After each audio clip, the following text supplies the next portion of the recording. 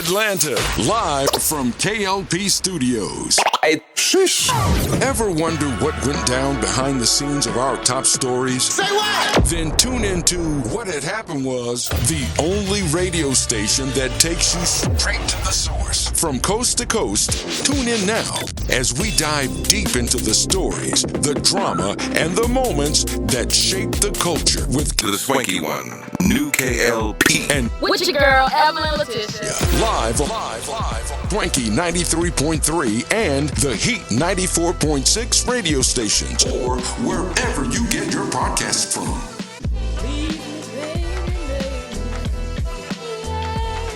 Because like my family was like, where the podcast stuff at? I'm like, hey, I'm busy. So we got a live too, Craig. Yeah, no. My brother-in-law like, hey, Luca ain't been podding in a while. I was like, hey, Oh, they miss us. it's been busy. They miss I ain't us. got time. You know, so Child, life is life. life is life, and we getting ready for Thanksgiving too. Like, jeez. We can talk about that on the next episode too. Like what you want to eat? Thanksgiving, yeah, we What can you do looking that. forward to eating on Thanksgiving, like and stuff like that. Because I've got some thoughts. All right, you ready? I'm ready, baby. Let's do it. Tell me when you're ready. I'm ready. Are you recording? Oh. You know I gotta get the blooper reels in. You know? Hey. We been Zach. You know what it is. The hottest podcast on your station. What Yes. had happened was, Hi. Yeah. Come on. what had happened was, Feels good to be back, you know. happened was, Hey. Yo. what had happened was, With your girl, the one and only Evelyn Letitia. And my homeboy, Kennedy K.L. Lucas. Get in there. Hey. Hey. what had happened was, Y'all better act like you know who it is. No. Y'all know what podcast it You know is. what it is. And if you don't know, let me remind you who we are. what had happened was, Yes, ladies and gentlemen, boys and girls, we know. Hercules. what had kid happened like- was, Ladies and gentlemen, boys and girls, Yes. welcome back to our episodic. We try to keep it weekly. I almost say weekly episodic Yeah. podcast. What happened was podcast. Ladies and gentlemen, boys and girls, welcome back. We know it's been a second. We've been adjusting a lot of things. Of course, we've had film premieres and other film premieres and Travel. travel. In other words, mama and daddy got a life too. Yeah, we do. So bear with us, but we are officially back. Yeah. First and foremost, I am one of the podcast hosts, your gracious, your humble one, K.L.P Kennedy Lucas. Ready for it. And to my right, she's back. That's Evelyn Letitia, ladies and gentlemen. What's up, y'all? She's back. Evelyn, you know how we do before we get You know to how the topics we of kick conversation. it. We kick it Yeah. up real well. Because people have been loving our stuff, by the way. Yeah. You know, our content on social media. By the way, follow us on Facebook at What Happened Was Podcast, and then Instagram, that's WHHW Radio 1, by the way. Yeah. And if you follow our personal Instagrams, we recommend that too. So you guys can see what we've been doing. But Yeah. Evelyn, Yes. what's been going on? Child, since our last time. our Of course, we're last- still doing all the same stuff, the working out and everything. Yeah. Still working on our funding and stuff for our film Aggie Pride, which our campaign on Season Spark has ended, but we still have our cash out Aggie Pride the movie that you can go to and donate. But we've been having weekly meetings still. Yeah. And we'll start casting probably around December. We just had a meeting about that, so I'll let y'all know when that happens. Yeah. But been working on that. Had a movie premiere. Hey, Yes, hold a on. movie premiere. Yeah, y'all can type it up for that. Yeah. So, a Rose Due Cancer. Uh-oh. Okay. They love you. They love me. A Rose Due Cancer we shot earlier this year, and we just had our premiere down here in Georgia about a week and a half ago. Shell Purcell is one of our leads, Hey. and she stars opposite of Ulrich Johnson. Mr. Johnson. They did an amazing job.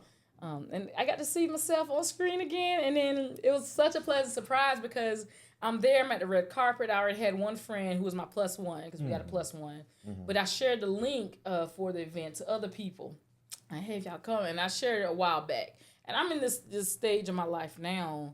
I'm not going to remind you to come support me. right? I'm going to send you the link. I'm going to tell you when it is, and then it's on you. Because when people send me stuff and say, hey, I got this thing going on, would you like to come support? Are you going to... I go ahead and look at my calendar, see if there's any conflicts. If I can do it, I'm like, yeah, I'm going to do it. I go ahead and put it on there. I go ahead and buy my ticket, whatever I got to do. And what happens a lot of times is I'll send people stuff, and then they expect me to stay on top of reminding them. I'm like, I got a whole lot of stuff going on. I ain't got time to babysit your calendar and mine. Mm-hmm. So I'm like, okay, I let it go. So people like, you don't be disappointed when people don't show up. I'm like, no, it's familiar for me. I don't look for people to show up, but when they show up, it's sincere love when I see you. And I'm there, and I'm on the red carpet, and I'm taking pictures, and I'm talking to somebody, and I look, and I see one of my homegirls. I was like, Tawana! Oh my God! Hey. So my homegirl, Tawana and Lisa and Atalie, along with two of their friends, they drove up from South Carolina. Wow. Well, down. From South Carolina to support me and watch the film and everything. I totally enjoyed having them there. They loved the movie. Right now, she's looking to release, the writer and director, Tiffany Roberts, she's looking to release it next year in some of the AMC theaters, and then she's looking for what streaming platform that she wants to put it on. Yeah. She's thinking Peacock, but possibly some others. So that's what I was doing, and got to see your mom. Oh, that's great. And Shout your out brother to my Alex, mommy. yes. And my big bro. Yes, big yes. head. And Losing Isaiah founder was there. Oh, wow. Yeah. And I know y'all had just worked on that, and I got to see him again. Right. And so it was a great time. Great people. Like I said, my plus one was my homeboy, Cal Reese. He's a great actor and producer here down in Georgia as well, and he loved it. And so, yeah. I had a good time. Yeah, time was had. Because folks know, like, of course we follow each other on social media. It's like, I know what you've been up to, but it's like, I don't like to, like, spoil the surprise. Like, I want you to tell me what's going on, but I know what's going on. Yeah. Well, congratulations. For folks who know, you've been in the film industry for some years now, music industry for some years now. So it does me justice and does everybody justice out there to see you and Shell and even my brother Alex, because they're all actors and actresses. You guys are doing something spectacular like this movie premiere, so it's very, very, very dope. So and shout out to Portia Janae, who had my makeup beat to the gods, and also Selena Dickey, who did my locks. She had my locks pulled up. She had like a little flower that she created out of my locks here on the side, and of course my wardrobe I pulled together myself. I need to start adding that to my resume. Yeah, because 98% of the stuff that y'all see me in, whether it's television, film, whatever, that is my personal wardrobe. Those are the things that I pulled together. I bought to the set, and they be like, "Okay, yeah, that's good." They approve it, but most of the time that's me putting me together. Like, so I'm like, I should add that to my, because I can style something now. Hey, you never know. I'm not like a huge fashionista, but when I need to get together, your girl knows how to put it together. But yeah, shout out to the team for getting your girl right. Shout out. Again, I look forward. We're going to manifest Peacock and Netflix for you. That's what I'm manifesting for you. But what had happened was... What's been going on your side? Oh, my goodness. So my side is juicy. A lot has happened. Like, in the film industry, I too had a film premiere. I've worked on this new documentary. It's called Dear Isaiah. And did I say that wrong? Did I say Finding Isaiah? I said Dear Isaiah. Finding Isaiah. Hey, that might look. Part 2. That might be but I didn't catch it. Okay. Let me tell you why. Because somebody just posted. It was a meme, and I reshared it because someone said, if you cheat on me while I'm with your kid and I'm the stepmama, I'm taking them to the park and I'm losing to them. Now you just lost me and your child. And so somebody in the comments talking about Losing Isaiah. Yeah. And that's a movie from the 90s with really? With what's her name? Halle Berry. You gotta watch it. It's called Losing Isaiah. I will. Yeah. I will. It was funny. Movie list. Yeah. There's certain things that's funny, but it only hits if you know what they're referring to. Right. Yeah. Yeah, that makes sense. I digress. I love Halle Berry. Yeah. So yeah, Dear Isaiah. We had our film premiere at Modex. Shout out to them in Buckhead area. That premiere was spectacular. A lot of people came out. A lot of close friends came out. Family members did come out. Brothers and sisters came out.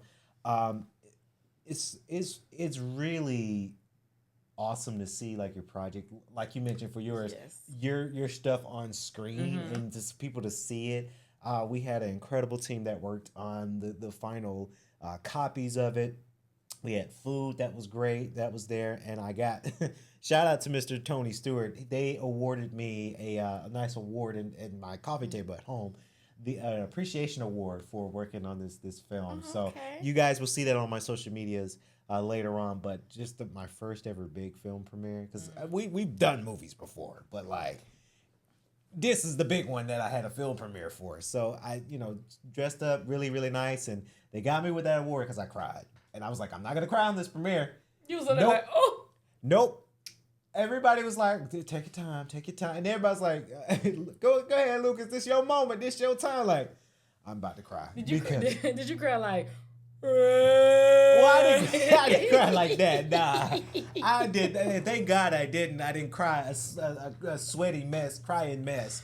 I did cry, and like I got choked up, and I was like, I'm running out of things to say. I'm about to move it to the next thing. But the film premiere was very, very fantastic. The film is done, so we're looking at streaming networks as well with distribution. That's we're projecting next year, January of 2026. So a little release date, and then my gospel album is done. Holy Grounds. Hallelujah, sure. Yeah, that's coming in January. Right before the Love Making album. Yeah, right before the Love Making album. Yes, Crown Me Savage Part 2. I promised Dravion that we got it. It's like because he got a contract, so I got to release it in February. It's cool. But that's basically what I've been up to, just in the film industry. I do work in IT and tech a little bit too, so that's been very, very humbling as well. New positions, new things, elevations, feeling good, working out a lot heavier now, which is great. Hey, I did start this new thing. It's supposed to deliver to my house. I'm starting meal prepping. Okay. So it's not an ad for them. Now, if they want to sponsor us, they know how to reach us. But I started to use this company called Factor, and they're going to send me out 10 meals a week. Because I find it that during the week now, I find that I'm way busy now. Yeah. So it's like, okay, I don't have time to get home and cook. I'm too tired to cook. Meal prep. Yeah. So I'll let you know how that goes as soon as I start. And you know what? I digress back. You asked me about how things are going. I went and celebrated a friend's birthday up in Virginia. I left all this out. Yeah, I remember you telling me for last time we spoke. I was like, something else happened. But what made me remember is while I was there and we doing a line dance and everything.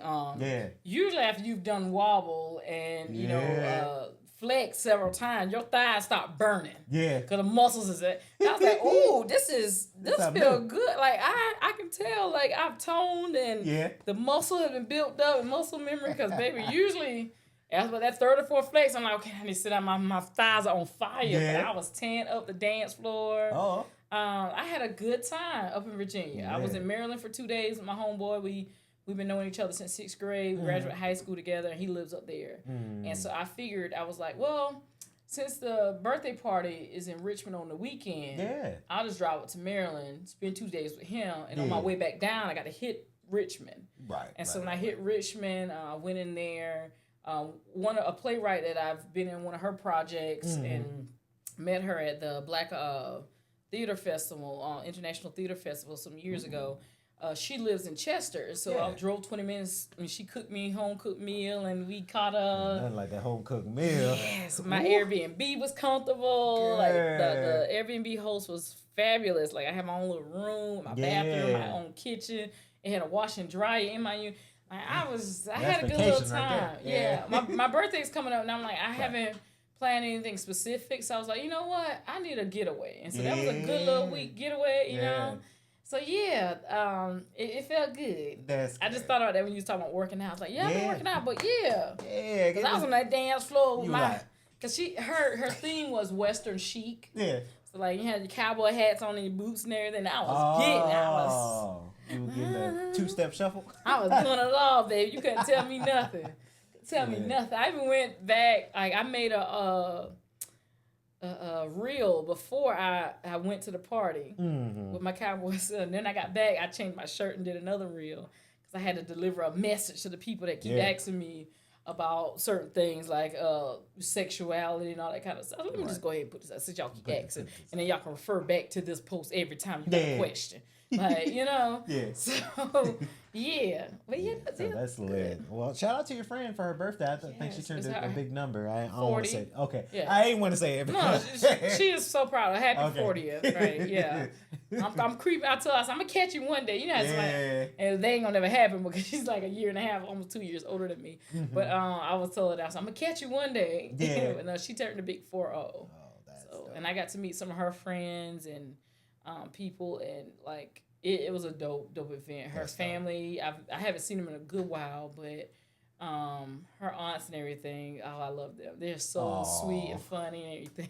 That's so sweet. Yeah. Shout out. Yeah. Birthdays, man, they coming around. Man, we get old. I'm getting better. Yeah, we getting more seasoned. More tender. Cooking a little longer. Fall off the bone. Melt in your mouth. Yes. Now, speaking of what had happened was, I'm trying to see how can I segue this in. Since we're on the topic of food. Mm-hmm. First and foremost, I want to say my prayers to everybody who is affected with what's going on lately. So, what happened was a lot of SNAP benefits are getting cut left and right, and I feel bad for this simply because. And not just cut; they're on hold. They're on hold. Yeah, since November, they're on hold. Right. What gets me about this is, I don't think I have any, like, I have a lot of friends in my outer circle that rely on those benefits, right? Whether it's their family members because, the income in their household may not be as high because of folks losing their jobs and whatnot. That's been happening for 5 years now.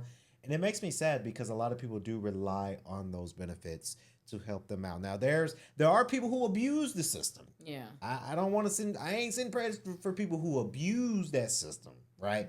But there are a lot of people that rely on SNAP benefits to help them out food-wise.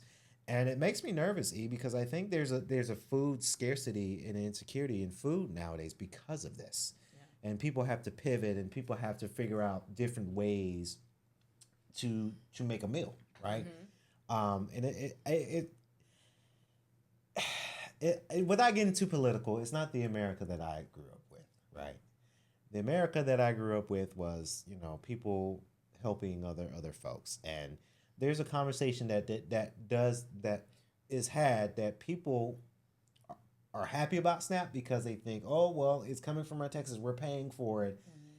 To an extent, I understand why they say that, because again, that goes back to the fact the percentage that you're paying into that though is like 1%. Right.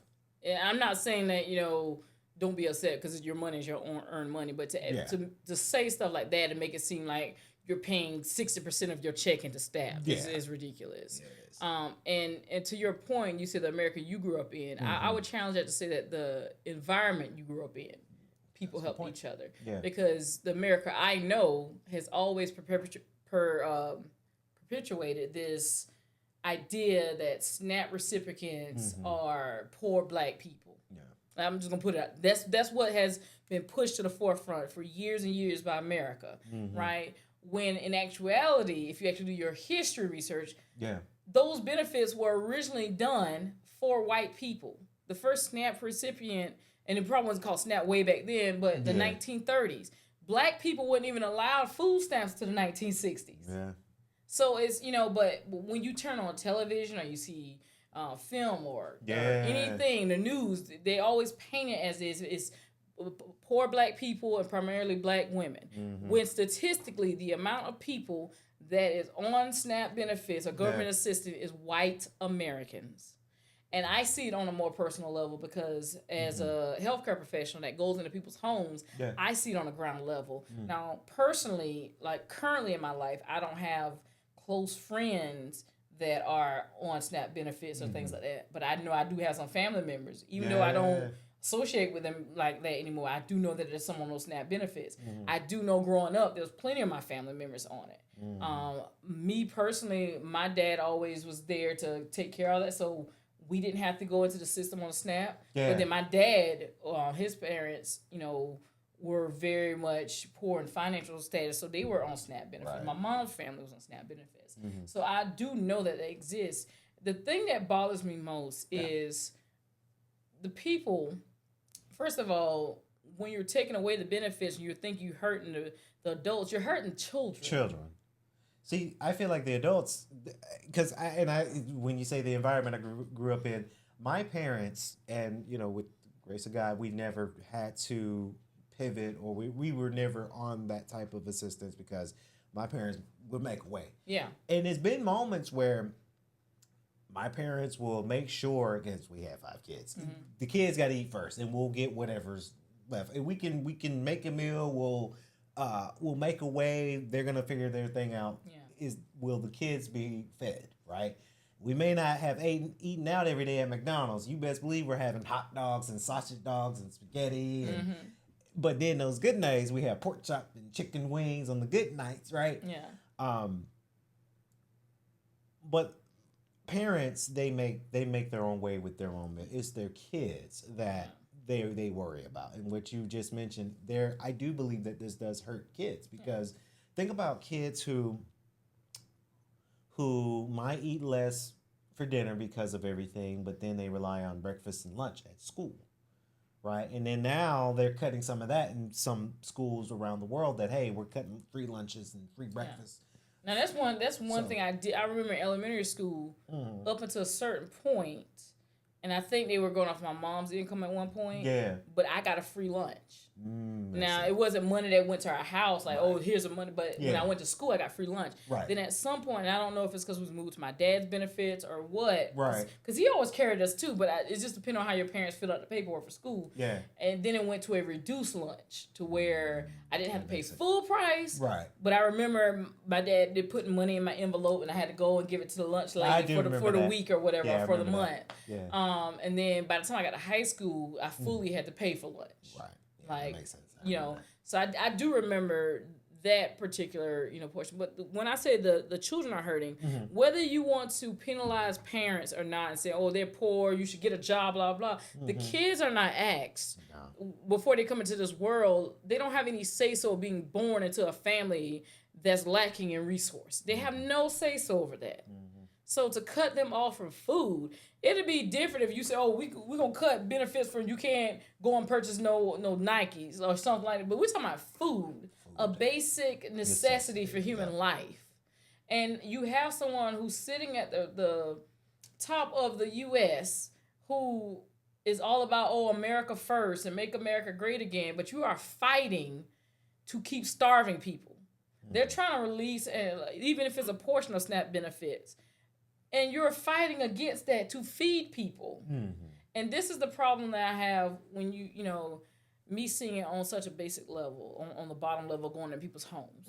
The majority of the clients I have, and it's a mixed group, but the majority of the specific ones who take up most of those benefits, who are white, I see a whole lot of Make America Great Again, a whole lot of Trump 2028, a whole lot of this. And again, support who you want, but don't support that type of hatred and bigotry and xenophobia and racism and all this stuff. But then when I'm sitting across from you and asking you about certain things, food scarcity, you're breaking down crying to me about you don't have food and I got to go to the food shelter and the food pantry and I got to go to the food bank. Yeah. I saw a TikTok of a young lady who didn't say who she supported, but she went to the food pantry and she couldn't find anything in the food pantry. And this is the thing. For months, people wore these hats, these all kind of shirts. You wave flags about your support for this man, right? And a lot of times it wasn't just your support for him. You did it to antagonize people. That's why you did it. Those same people are in some of those same food bank lines, but where are your hats? Yeah. Why aren't you wearing your red hats? They only did it for social media. It's like because they would rather double down on supporting him than actually admit that they were wrong. Right. And now the same boat that they thought other people were going to sink in, they find themselves looking around like, oh shoot, I'm standing on the boat with them. Yeah. There's waters to my ankle.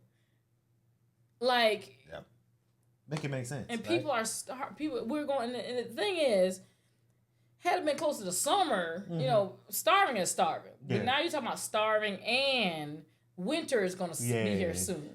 Starving Cold and people's utilities and all this kind of stuff. Thankfully, we got certain, mayors in certain places. Yeah, now that that are giving people a pass or at least a limited, time to where they cannot be penalized for being late on certain things. Right.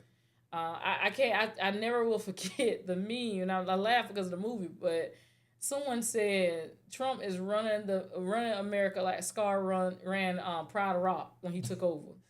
Like all the high end, they ate up all the resources. Yeah. Pride Rock is failing. The resources are dwindling. It's dark and gloomy. The earth is scorched. Yes. Like, if you don't know what I'm talking about, please go back and watch The Lion King, the original Lion King, not Lion King 2, not the live action remake. I like the live. I'm not saying you don't have to like them, but I'm just saying go back and watch the original Lion King, and you will see exactly when Mufasa was killed. Mm-hmm. And that's spoiler if you've never seen it. When Mufasa was killed and Scar took over, look how the kingdom started to die. Yeah. Literally. No greens. Like nothing. Even the sun didn't want to come out. It was dark as hell in the Pride Rock. Pride Rock looked like I'm scared rock. Yeah. Like that's it. That's how the U.S. look. And it's scary because kids need that nutrition. Oh, absolutely. Right. And now that they're not getting it, it's like these kids, our kids that are supposed to be our future. It looks a little different now. That's what Whitney said. She believes the children are the future. I wonder what Whitney would say if she saw this. Yeah. Child. I know. It's sad. I do say to a lot of people, I've been saying this for months. Buck and weave. Try to do the best you can. Child. At this point, And I ain't gonna lie. If I see somebody stealing food, I ain't saying I mean, at this point. Because I did see that where people are like, hey, we're just gonna go. And it kind of sucks for like if you go to the gas station, you're messing with the cashier or the owner and you're stealing. That part sucks, yes. But I kind of get it because people do some things when they're desperate. Yeah. Right. And I would say with limitations because, like you said, if it's one of these big corporations like Walmart, or Target, or like Food Lion, but the personal like mom and pop type stores where it's their family run, I would not like. If you're gonna steal from anyone, I'm not telling you to steal. Yeah. But if you're gonna steal from these big corporations that got the insurance to cover it. Yeah, they do. And it's like, okay, well, yeah, don't worry about it. And if you are Karen and you know who you are, if you see somebody stealing food, that's the one day you can be decent and just mind your business. Mind your business. Just mind your business. Mind your business. Look, mind your business. That's the one day you can just mind your business. Like, they're stealing food. Like, people don't use their common sense either. It's just food. It's one thing if I saw you trying to stuff a whole TV down your back. I'm like, come on now. Yeah, come on now. And for the people it'd be like the $89 TV. And for the people who decide, because at some point, if they don't get this thing together soon, like you said, there may be an issue with riots where people may break in, like in groups to go steal food. Let it make sense. Let it make sense. If people are stealing in a big group in a riot, don't run in there grabbing clothes off a rack. Don't run in there grabbing TVs and radios and, like grab food, actual food. Because you're going to feel real dumb once you get home and you can't chew on your sneakers. Yeah. You ain't got nothing else left in the refrigerator, the pantry, but you went in there and stole some shoes. Yeah. Now, that's one thing, you ain't got nothing on your feet, but I'm just saying, like, make what you grab, make it make sense. I know. And then for this generation, this is mainly Gen Z and Gen A, who think everything. What's the other one? Gen A? That's a new one? Yeah, that's the youngest group right now. I know the youngest group. Yeah. Oh, no. Yeah. Okay. That's the youngest group. Yeah. So, like my nieces, one is about to be 9 on Tuesday, and the other one they're in Gen A. Oh, okay. That's new for me, y'all. I'm sorry. Generation Alpha is what they call. But for y'all who think that everything has to be put on camera, you don't. Quit snitching on yourself. I know. I want to say, quit snitching on yourself. Because people do that. I'm about to go viral on TikTok. Hey, we I over here at Food Lion. We getting all the food. We got all the meats. We got like shut up. Y'all Just do be too. quiet about it. People get a camera and a little microphone or something. They don't know how to act. TikTok. Yeah, Thanksgiving's gonna look different this year, and Christmas might look different this year. I can't wait to see what it looks like, but I think it's gonna be real tough. But to everybody out there, if you're able, because there's been some celebrities and some people donating for efforts, like Tyler Perry, donated $1.4 million for families who are in food scarcity due to this debacle that's going on. So shout out to TP. What had happened was And a lot of other celebrities are doing it. I think it's great. And Tyler Perry is Tyler Perry, right? He made 20 million movies in the last few months. Yeah. It seems like. I do like it when celebrities are donating, but they're silent about it. They don't have to roll out. And there's no knack on Tyler Perry, but it's always good where you can donate and just be a silent donator. Like anytime I donate, I say, let's make this silent because I don't want the cameras to come out. I don't need a whole parade. That's what I was going to say. I haven't seen Tyler actually say he did it. Yeah. It's always these news outlets that say he did this. Yeah. And I always be wondering, like, who told y'all? Yeah. Like, because if I'm the type of person when I'm donating and I'm doing it silently, and all of a sudden I look up and you know, E! News or somebody saying, oh, Evelyn donated this. The first thing I'm thinking is, who in my camp told this? Mm-hmm. And you immediately fired and you banned from any internal things going on. Yeah. But, you know, because I'm like, who gave them the green light that this was even happening? Yeah. It's just like same thing like when he was filming, because he's filming Why Did I Get Married 3? Yeah, why did I get married again? And like behind the scenes footage go out. I was like, somebody's on that set. Somebody like, gotta get fired. I would never. Any set I'm on, my phone is in my pocket because that's a big no-no in the film industry, by the way, y'all. Don't leak.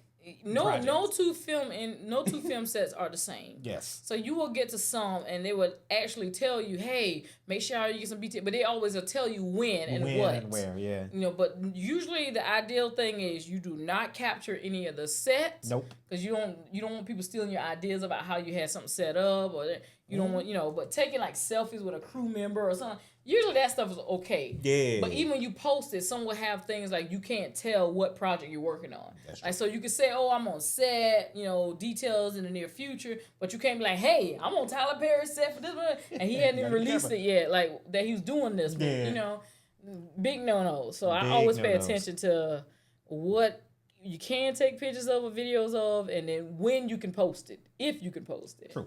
Yeah. That's true. I got a whole lot of BTS stuff that I'm sitting on right now. Me too. That I have not released because one of the films, two of the films they haven't released yet. Mm-hmm. But then other films that have been released and they're up on Tubi and Prime Video and stuff like that right now. Mm-hmm. I just got to make my reels and stuff. Yeah. You know, because I want to do a whole series on different BTS. Because I often tell people I do all this stuff, but I got the footage and videos and all this kind of stuff to back it up, and I just need to do that. Right. Yeah. That's true. To everybody out there, buck and weave, be careful, stay safe, and just, hey, we're going to get through the food thing. We're going to get through together. I think a part of it, see how I'm about to say part of it, SIG. And we're not a political show, I promise, guys, but part of it helps when you vote for the right people in office. Mm-hmm. What had happened was... Because election day... Yes, Lord. ...was previous. And a lot of people, new positions are in these offices. Except for Atlanta, Andre Dickens was reelected as mayor. Personally, I met him. I think he's a swell guy. I think he does a very good job as mayor of Atlanta. And he's one of the people that's helping the greater Atlanta area by... pausing on eviction notices and pausing on water utility resources because of SNAP being on hold and everything else is going on. But a lot of new positions, especially the mayor of New York. Yes, mayor of New York, Zohran Mamdani. Yes. Forgive me if I did not say your name correctly, sir, but it was a historic win for the mayor race in New York City. He will be the next mayor of New York City, becoming the first, and this is for NPR, the first Muslim and person of South Asian descent, as well as the youngest in over a century to hold the position. He says, the future is in our hands. He declared that to a roaring applause on Tuesday night at a victory celebration in Brooklyn. He said, my friends, tonight we have toppled a political dynasty. The 34-year-old Ugandan-born Democratic Socialist defeated former New York Governor Andrew Cuomo, who ran as an independent, and Republican Curtis Sliwa in Tuesday's election, according to a race call of the Associated Press. It's remarkable, it says, for Mandami, who was relatively unknown as an assembly member representing a district in Queens when he entered the crowded mayor race last year. He went on to win June's Democratic primary by 12 percentage points, quickly becoming one of the country's most popular and polarizing politicians along the way. He said, I can see the dawn of a better day for humanity, promising to improve conditions for New York City's workers. He said, my mom was crying the entire way to the voting station. This is from Doris. She said, it was an emotional for all of us to see a candidate on the ballot who represented us. There's Dania Darish, who's 32. She herself is a Syrian-American Brooklynite.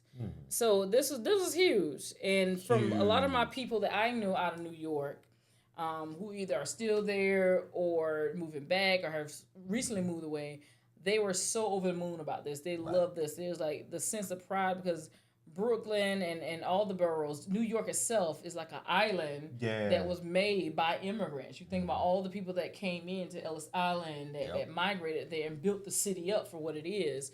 A lot of my friends said this feels like a win for everyone. That's great. Every different background. So great, ready to see what he's gonna do there. I can't wait to see what he's gonna do.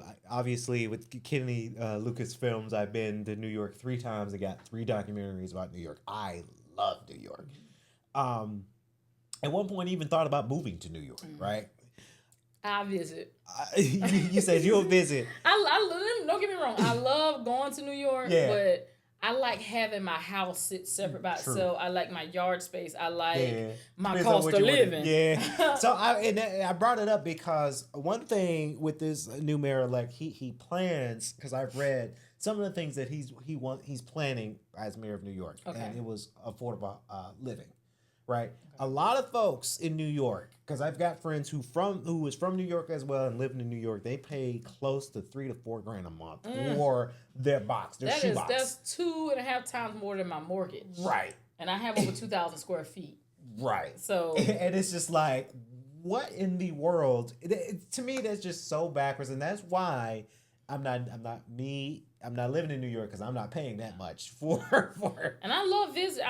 Visiting. The other thing that I really missed, like, because the longest I've ever stayed was I stayed for a week in 2019 for my 2016 for my 29th birthday, and I would just remember like at night when I would look up, the city lights were so bright I couldn't see any stars. And I'm a country girl. I love to go on my deck some nights, especially if I want to. I have a lot on my mind. I like to be able to look up at the moon and the stars, and it's a calming peace that it gives me. And I didn't see any stars, nothing like that. And then when they say it's a city that never sleeps, that's so true. Baby, 3 and 4 in the morning, somebody playing a saxophone on a rooftop somewhere, but it seems like it's right next door. It was a lot. And then the rats. Yeah, it's a lot of rats. I've been there 3 times. I'm not a rodent person, but the couple times some rats ran across like in front of my path. I was like, oh my God. Yeah. Woo!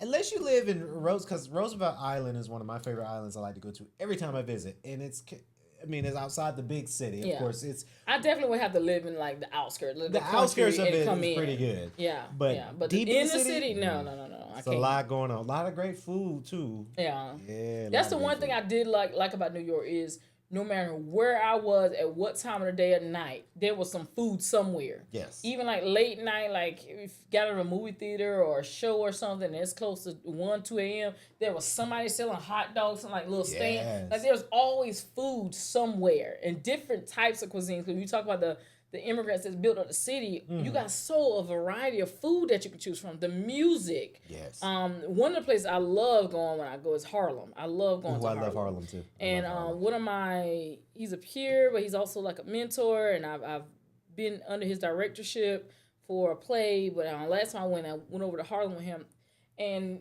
on like certain days of the week, I forgot what day it was, but they shut down like the whole block. They have a huge block party. So you were out there dancing and food. Like, it was such an amazing thing to see. And I was like, dang, I love this.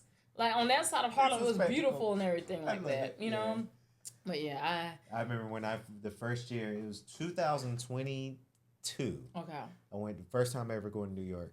And like my sibling and our friends, they've been there before, but they took me because we were filming, and they looked at me and I'm like, you was just that's how is this what this looks like? Like that's how it was the first time I went to Times Square, especially at night. Because it's dark, but everything's lit up. And I stood by that red staircase, like in the center. And I just like, wow, this is a spectacle. Like, and, you know, for me, the first time I went, again, you know, being born and raised in the 80s, the late 80s, and then going to the 90s, Home Alone was one of my favorite movies. And so Home Alone 2, Lost in New York, the first time I went to New York, all I kept thinking was, oh my God, Kevin McAllister went here. Like, you know, when I went over to Rockefeller Square, like, I was like, I'm where he went. I'm where Kevin went. Like, it was just so real. I felt like a little girl all over again. And celebrities, because I met DJ Envy. I saw Al Sharpton. I didn't meet him. I saw him. He was just like a few feet. He was like coming out of the store, going to his car. I'm like, wow, that's Al Sharpton right here. So it's a spectacle. It's a dope place. We recommend people visit. I just couldn't live in the city. Yeah, and hopefully this new mayor-elect will decrease rent in New York, because a lot of people work hard over there in New York. They work really, really hard to just afford their, hate to say it, New Yorkers, but some of the places, they shoeboxes, right? So, but congratulations to this new mayor representing. I can't wait to see what he does. I can't wait. There's a lot of new people in office, and I'm very, very excited because now it's kind of a shift, right? We're going from one side to the other. I said, you know how mad Americans are that in this election, a lot of places, even traditional Republican places, all turned blue. Democrats. I was like, they are pissed at y'all Republicans. They is mad. They mad. They said, get the hell on. And if you think this is something, by the midterms, boy, if y'all ain't got a second job or know what y'all doing, y'all better go ahead and get it figured out, because some of y'all about to be out of office. Out of office. And being in South Carolina, Lindsey Graham has been one of our congressmen since I was forever. I remember being in middle school in 6th grade, and we were learning how to write business letters. And we had to write business letters to the Congress or something like that. And I wrote to him. Pretty good. And I remember, I not verbatim what I wrote, but I wrote to him about women's sports at the time, and basketball and stuff, and that we need to have dispensers in the bathrooms for, like, you know, pads and tampons stuff. We didn't have them. That's true. And in middle school, that's the time where most girls, if they haven't already received their cycle, like around 5th grade, most are starting their cycle around anywhere from 5th to 8th grade. And I was like, you know, we would need to have those in the, you know, bathrooms. So I wrote to him, never heard anything back, but that lets you know, I'm about to be 38. That lets you know, in 6th grade I was 11, how long Lindsey Graham has been in office. Jeez. And now he's standing here talking about he's fighting for to push new legislation that if the government shuts down, that Congress doesn't get paid. That should have been on the books, but now you're trying to save your office. You're trying to save your little seat to make it seem like you care for the people. It's smoke and mirrors, because you've had multiple times. This ain't the first time that the government has shut down. It's shut down several times before. This is the second time under Trump's administration, you know. But you had plenty of time to make this legislation. Now you're doing it because you know your seat is at jeopardy. When the midterms come around, a lot of y'all about to get voted out. It's the handwriting on the wall. And it's coming. People are tired. This election just showed that people are tired, and they're more tired. And that's not to say that they're not crooked Democrats or whatever like that, but at this point, I think people like anything better than what we got. So people trying to say, what you gonna do? What you gonna do? What you got? Oh, okay, all right. You got my vote. Let's see if what's gonna happen. You know. But inspirational. I love it. I love the change, and hopefully that gets better. Now, speaking of, I just said it, inspirational. What had happened was, folks, it's been a long time coming. It's been a long. Yes. I woke up You woke up? the other day Yes. on Instagram. Mm-hmm. Universal Pictures. Lionsgate. I'm like, movie. Yes. Headphones. Michael Jackson's nephew. Yes. He is playing Michael Jackson. Michael Jackson. And Michael Jackson's biopic that is coming out next year, ladies and gentlemen. Yes. Titled Michael. So if you don't know, Michael is this new biopic to tell the story of Michael Jackson, the king of pop. Jeff R. Jackson, that is Michael's nephew, who's going to be playing Michael because, he plays his uncle really, really well. I believe he did the Broadway show as well. So they said, He's the son of Jermaine Jackson. Yeah, son of Jermaine Jackson. And he's done it. He's played Michael Jackson in the plays in Broadway in New York, as we mentioned, New York. So now, finally, we get to see this thing on screen. I think this movie is going to be different than, what's that other one? This is me, like a documentary. This is it. This is it. Yeah. Documentary, and it's going to be different than Jackson 5, the American story, right? Mm-hmm. I think this is going to be very inspirational because guess what? You have Antoine Fuqua. Mm-hmm. I know him, not personally, I wish. He did the Magnificent Seven remake. Yeah, okay. And he did amazing. For folks who don't know that movie, it's Denzel Washington, Chris Pratt, Ethan Hawke, like a conglomerate of superstars who come together. It's a Western film, of course. The Magnificent Seven, it's an old school tale, but, he did the remake. I'm very, very excited for this because his directing style is quite amazing. And I've seen, based off the trailer, this is going to be a smash hit next April. Yeah. People, and I've seen it on TikTok, people are going to come out dressed in their best Michael Jackson outfit just to go see this. I might even buy a Michael Jackson outfit. It's close to me. Yes. Very, very excited. Did you see the trailer? I did see the trailer. What'd you think? I liked it. His nephew definitely captures his voice. Yes. Of course, most people are going to be like, oh, he doesn't look like Michael.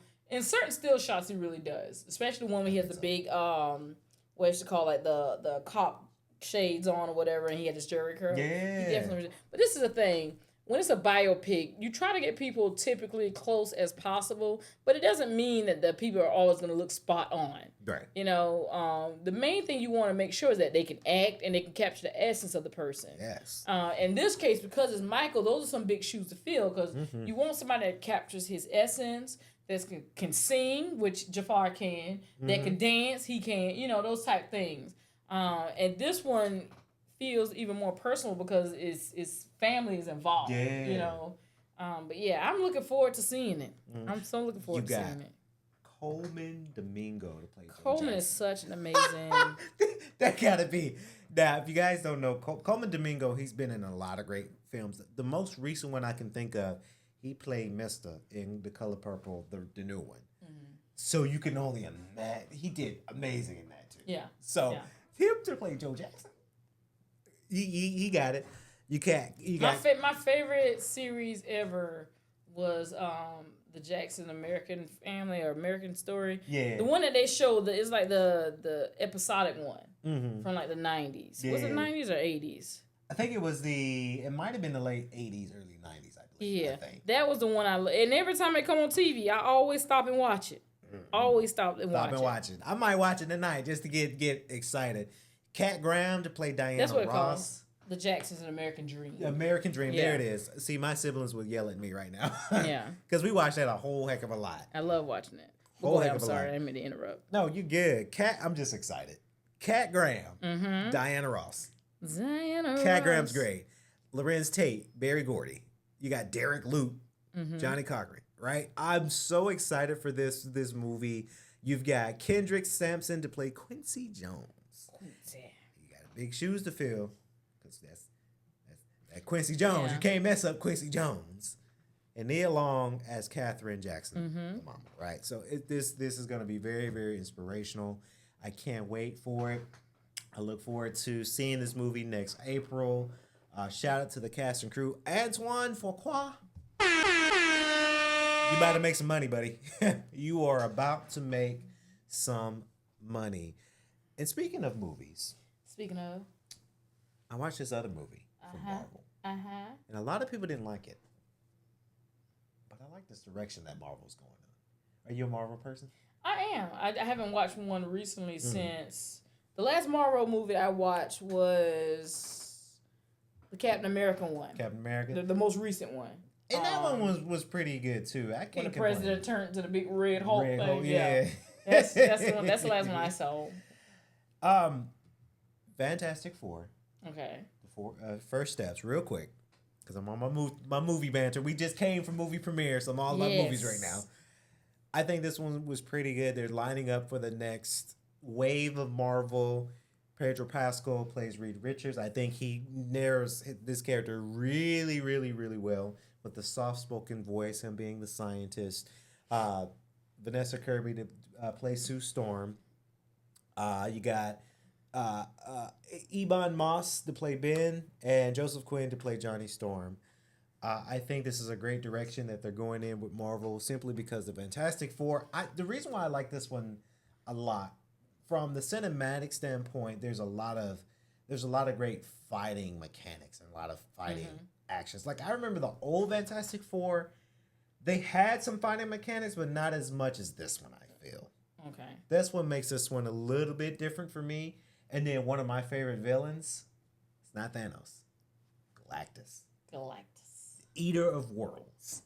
He a eater. He's a eater. You know, he eats he eats the worlds up, and he's like this giant who can grow bigger. I can't wait to see what happens. I was talking eating it. He eating people. Eating the men and women and the trees and the cars. But this movie's great. Pedro Pascal, he's been busy with The Last of Us, but I'm very excited. Vanessa Kirby, she's been busy too.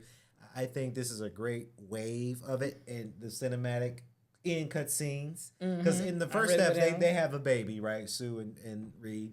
They have Franklin. Fantastic, right? Yeah. And then the exit scene.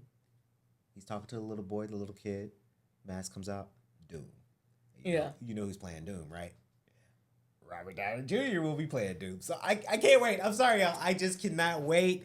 Like I say, guys, this movie, not a sponsor, but Disney. Y'all want to sponsor us? You can. This movie's available on Disney Plus. It's one of those things that I love to do, is to watch movies, right? It's one of those things. I got one more. What had happened was... I know we going over our time a little bit. I know. We good. Now, this sparked controversy. Now we're switching to music. Okay. What the music say? Now, if you guys don't know, me and E, we both in the music industry as well. Mario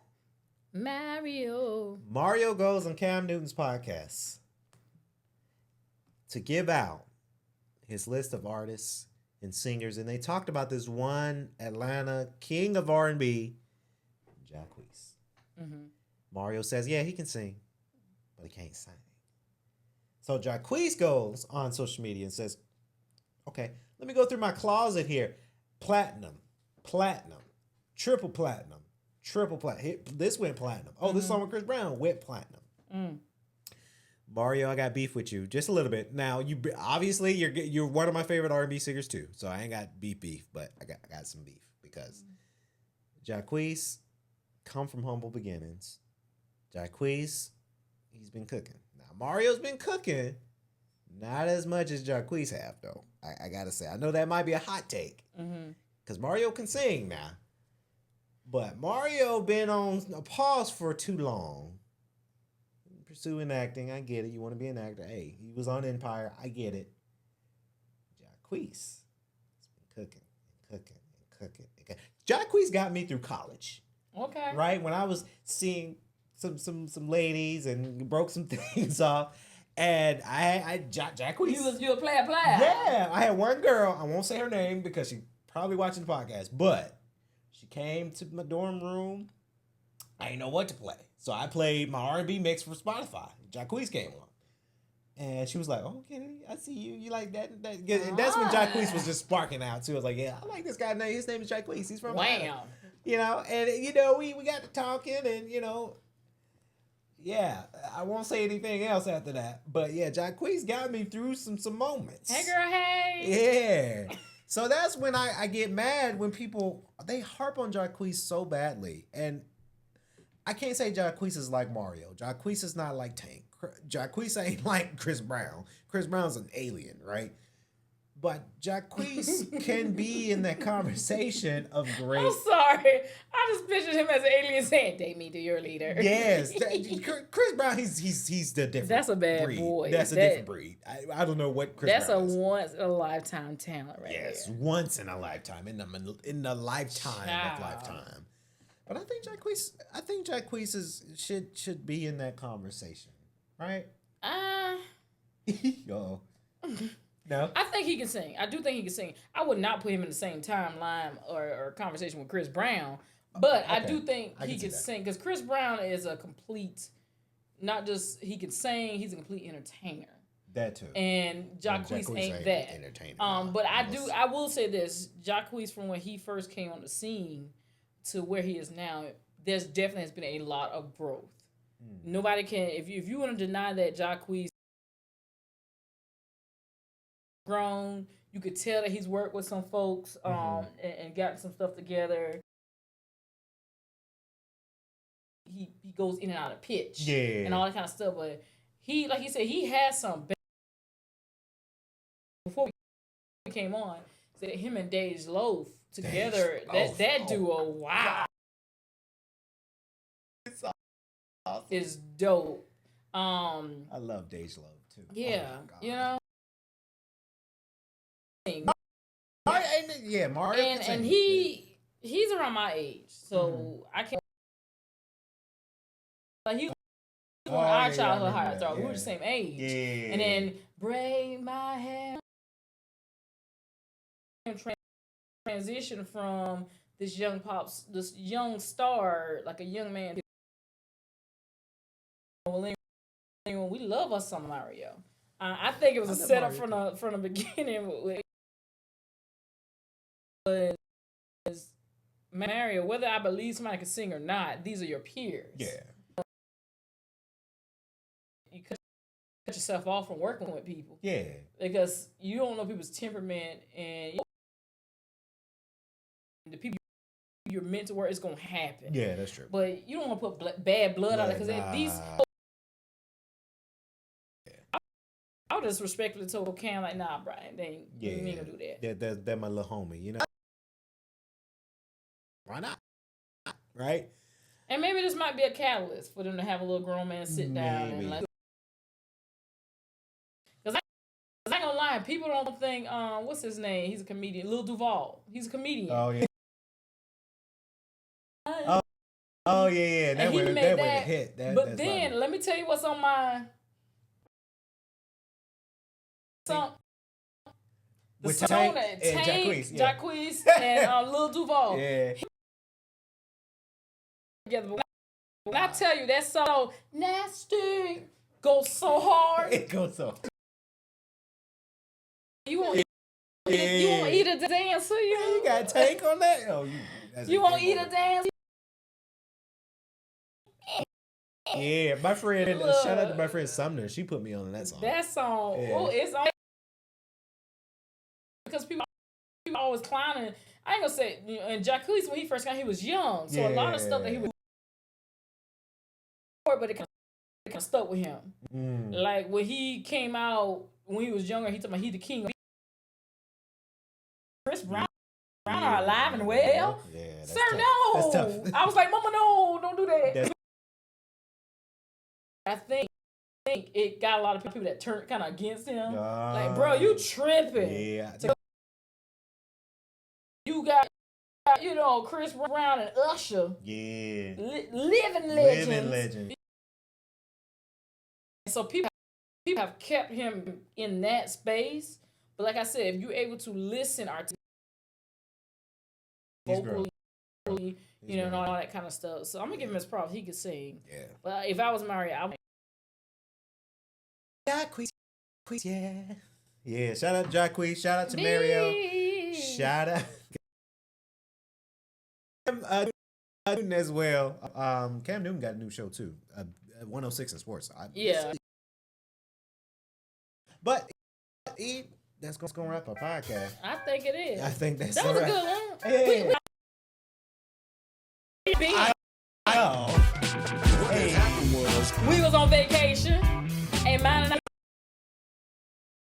getting some new content. what had happened was But now that you're back, let me reintroduce my Kenny Patterson K.L.P. And you are all the cast in the land. We got you already covered. Make sure you come back. Follow us at